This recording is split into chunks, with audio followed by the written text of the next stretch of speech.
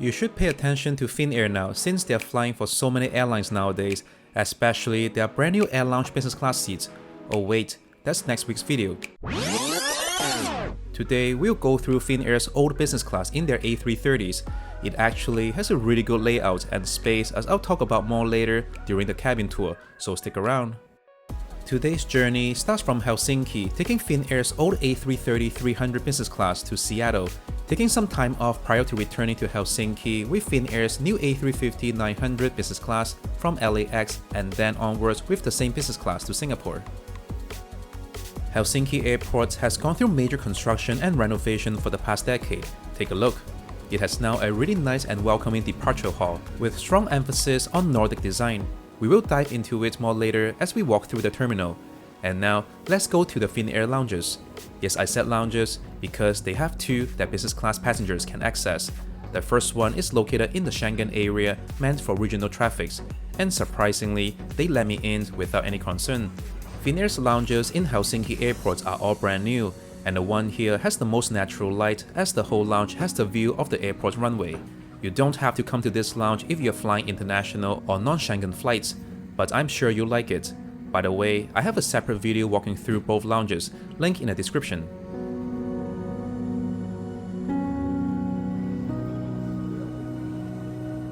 Now let's take a quick look at the terminal while I walk from the Schengen terminal to the non-Schengen one. Beautiful Nordic design, isn't it? Along the way, I also see lots of advertisement about Finnair's new business class. I can't wait to show you that video next week. I think they did a really good job with that seat, so make sure to subscribe to my channel and not to miss out on next week's update. And here we are at the non-Schengen lounge. Very fancy lounge with nice Finnair touch to it. Kinda reminds me of Capital One lounges in the US. They probably drew inspiration from Nordic design also. The only issue I have with this lounge is lack of natural light. Yes, there are windows around, but there's no view. Hence, they put curtains to cover it. But anyhow, this business class lounge is really decent. Definitely worth coming earlier to check it out.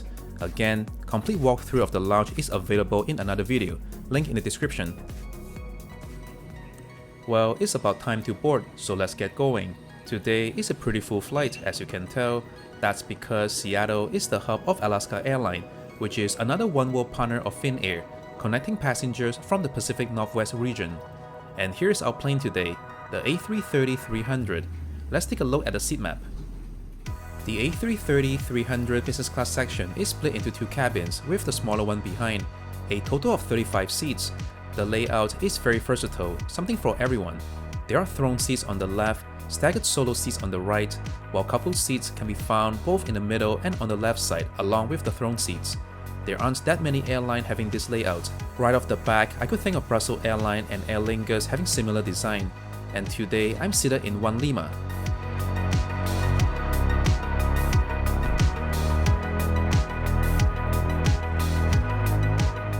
The color choice does look a little tired looking in today's competitive business class industry, but the amount of legroom is easily one of its best features. Even the throne seats have plenty of legroom, which are usually not the case. The main novelty of throne seats lies in the fact that you have storage area and surfaces on both sides and no one is sitting beside you. Anyhow, let's finish walking the cabin and head to my seat 1L.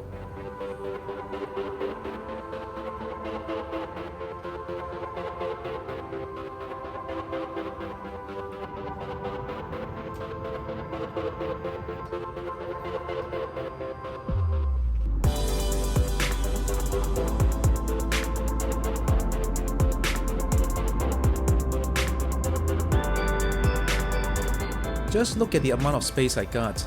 They even have two cubby holes for my shoes and slippers, or whatever you want to put in it. And yes, slippers are provided in this flight. They're not super fancy though, so I wouldn't bring them home after use.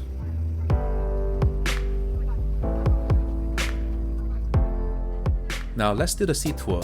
Right here, that's the reading light. Below it are the USB and power outlet, also to connect your headphones.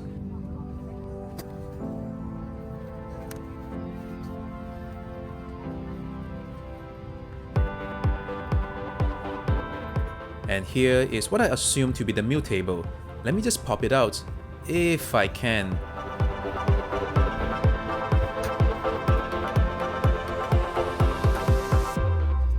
And after some extensive problem-solving skills I use in escape rooms, I finally got it.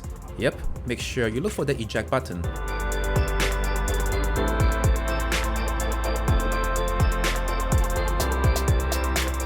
Closing it is just equally challenging. The seat definitely deserves the user unfriendliest award. Now let's continue the seat tour. Here's the vintage IFE remote control.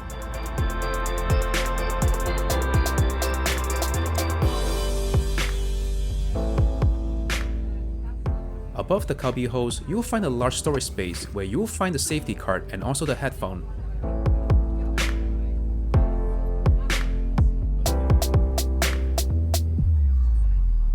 As mentioned earlier, slippers are provided in this flight. They are made of garbage. I mean, they are made with 100% recycled material. See that?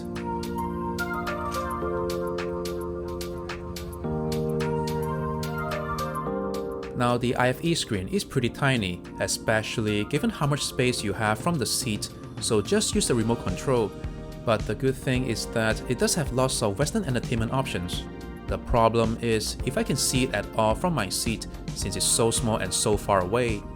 And it's very interesting to look at the flight info in this vintage interface. Actually, I'm fine with it. It reminds me of the good old times when I was young and sitting in long-haul economy, counting every minute and hope the flight would reach the destination sooner. Okay, let's check out the Amenity Kit. Many things are not included though, such as socks, comb, and shaver, but you may ask for them. The kit looks pretty basic though, but I like the color. Two of the things I really like are the facial cream and the chapstick, and I'm still using them at home today. Then there is your toothbrush, earplugs, and a pretty decent looking eye mask. Let me put them out nicely for a photo op. Now let's check out the pillow. It's not too bad either. A little soft though. I ended up asking for a second one for my sleep later. As mentioned before, this is the old business class. The cabin has been around for quite some time, and it definitely shows. Take a look at all the wears and tears of the carpet, the discoloration and dents found on multiple surfaces. At this point, the airline has no plan to fix all these issues, simply because this business class is being phased out and will be replaced with their latest business class product, the Air Lounge seats, which is amazing by the way. The retrofitting process is undergoing very quickly now, so you most likely won't see these seats in their major routes anymore. But frankly speaking, you won't notice all those wears and tears unless you go and look for them like how you look for a Waldo. Now something to take note, Finnair has leased out many of its aircrafts to many other airlines, so don't be surprised next time you see Finnair is waiting for you at the terminal where it's supposed to be Lufthansa or Qantas. Reason behind all this is due to the ongoing Russian airspace that Finnair was heavily relying on prior to 2022. Their business model was heavily compromised. To reduce the financial impact, Finnair has decided to lease out some of their planes and even their aircrew to help with the bottom line. With that said, I'll be back after takeoff for the meal service, so don't go anywhere.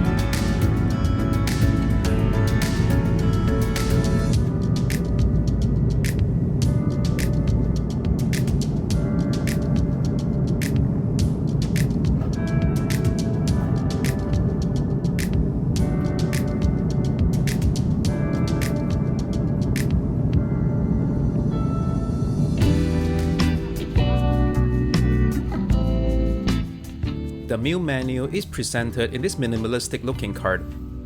Meal option sounds decent, but as you will see later, the portion is quite small. I guess I'm too used to the American style portion. Beverage menu is pretty average, your typical European airline business class standard.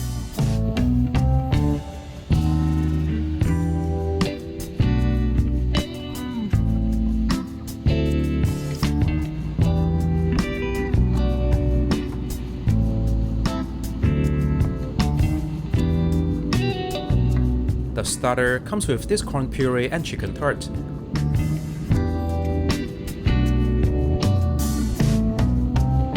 The entree I pick is the salmon and the risotto. As for the dessert, is this sad-looking cheesecake. I said sad because it is just so tiny, especially it tasted quite delicious. They should change the name from cheesecake to cheese tart instead. After the meal, I took a look outside and what a treat, a snow-covered land beneath us in a hot July summer. Well, of course, we're now within the Arctic Circle and in the Greenland airspace to be specific. Take a look at this beautiful footage.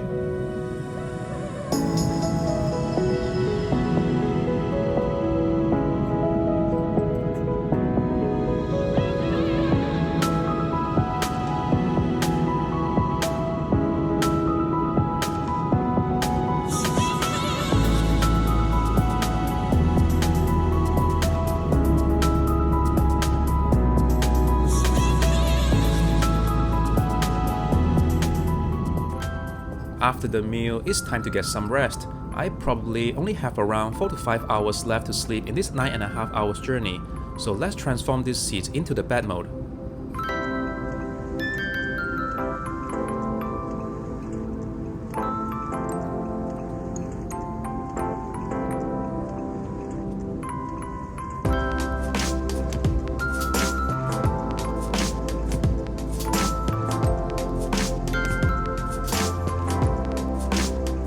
Looks pretty good to me, and notice how much legroom I've got here. No, I'm not saying this because I got a bulkhead seat. Literally, every seat has similar legroom as mine, and this is definitely the best feature to this business class. I know there's no privacy whatsoever in this seat, but I still had a really decent 4 hours of shut-eye. And thank God there's individual air vents. About 2 hours before landing, another meal was served, but a much smaller one this time, as if the first one wasn't small enough. So here I have the game pie. What is it, you ask? Well, it's deer meat, and I don't really eat that. I find it too gamey, if that makes any sense to my viewers who are not from North America. Anyway, I tried my very best to scrape away all the meat and eat the pie instead, which itself wasn't too bad. While you enjoy the flight footage, let me explain how I got this flight for almost free. I use points obviously. To fly Finnair business class, some of the most common points to use are American Airline AAdvantage points, British Airways Avios, Alaska Airline Miles, and in my case, I use a rather niche program, Cathay Pacific's Asia Miles, which I only redeemed 60,000 points and like $35 of tax and fuel surcharge. Well, obviously, you can use any of those programs to redeem, but in this case, I find using Cathay Miles the cheapest, both in terms of the amount of miles required and the tax surcharge. So if you have multiple programs at your disposal, then always compare the prices.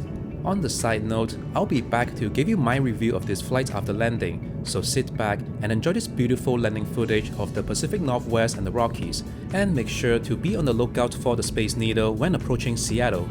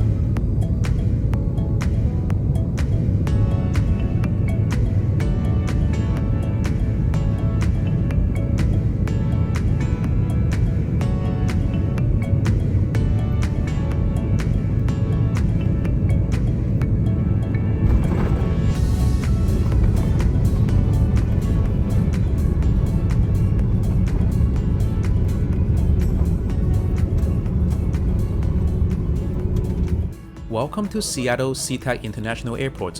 What a beautiful day today. So how was the flight? The seat was pretty decent, especially comparing with most other European carriers. It is still surprisingly competitive today, but its competitive edge in the foreseeable future is definitely dated. Service was standard, but the food was pretty decent. They just need to adjust the food portion a little more. The Amenity Kit was a little basic, and the IFE system was way too outdated. But overall, not a bad flight. In my book, it earns a solid B grade. And in the next video, I'll also touch on how competitive Finnair is when it comes to transatlantic flights, along with the review with their latest A350 Air Lounge business class seat, so stay tuned.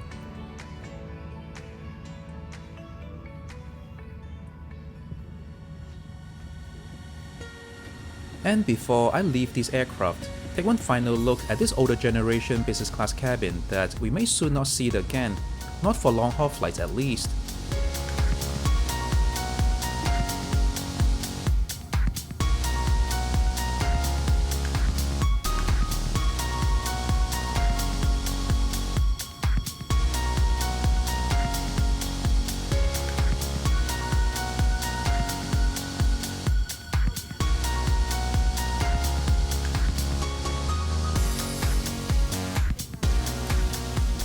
And here is the smaller cabin I was telling you about earlier. If you have the option, always pick your seat in the smaller cabin, as it's more private and cozy. Seattle Airport has just updated many of its terminals and facilities, and many new lounges will open as well. I'm now gonna head to Alaska Airlines main hub lounge. I have a video walkthrough of that lounge, link in the description. I'll also do a walkthrough of several lounges in this airport, as well as those in LAX where I'm next departing from. So stay tuned. Until next time, bye for now.